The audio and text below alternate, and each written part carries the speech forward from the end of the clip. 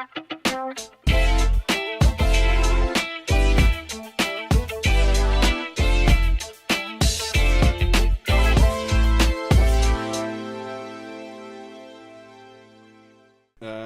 thing is my little Sony action cam.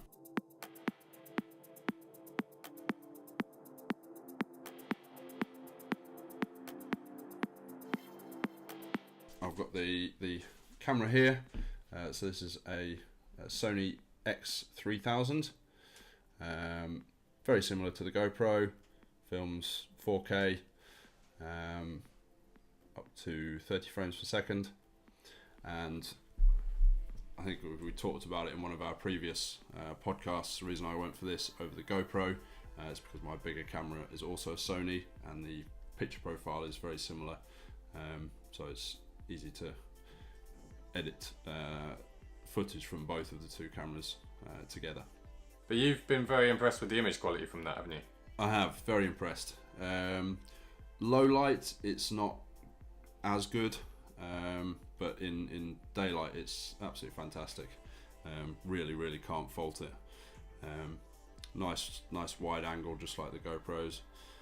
So yeah, great for a second camera or something like that. I actually have an underwater housing for it, which I mount on top of the housing for my main camera. So it just sits up on the top there, leave it running the whole time underwater.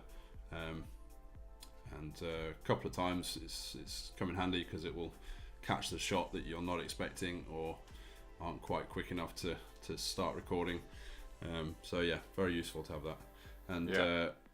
One difference with the Sony and the GoPro is that the housing actually comes with it when you buy it. You don't have to buy it separately. So I think that's great. Yeah.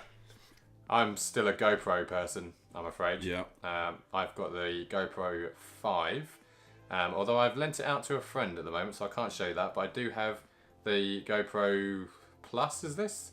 The one that's in its case and it can't come out. Oh, the Hero. The Hero, yeah, yeah, there you go. The Hero Plus. Which shoots 50 frames, 1080, and yeah, it's alright. I wouldn't use it for much more now that I've got the 5. Yeah. So there you go. We can't show you our main filming cameras because we're currently using them to film ourselves.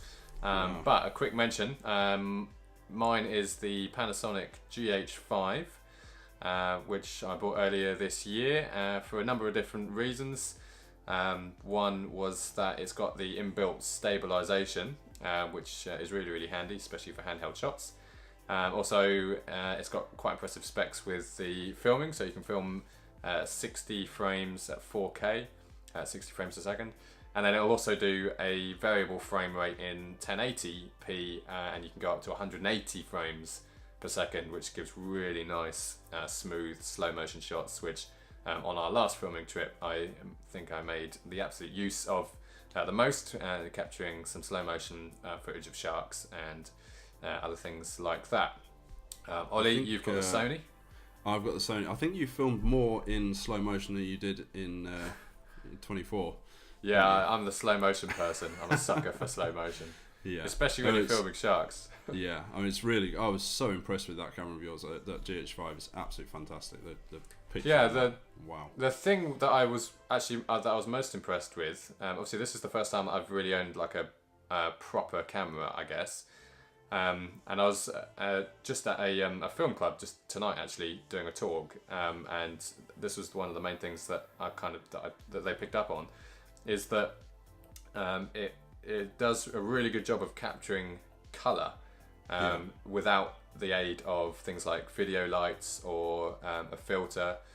Some of the footage when we were down filming Ragged 2 Sharks at about 27 meters down, it was still seemingly, I mean, the footage probably could have been better with the other bits added in, but capturing raw still looked good, and I could grade it in a way that bringed out quite a nice looking image. So that was, I was really impressed with the colour from it.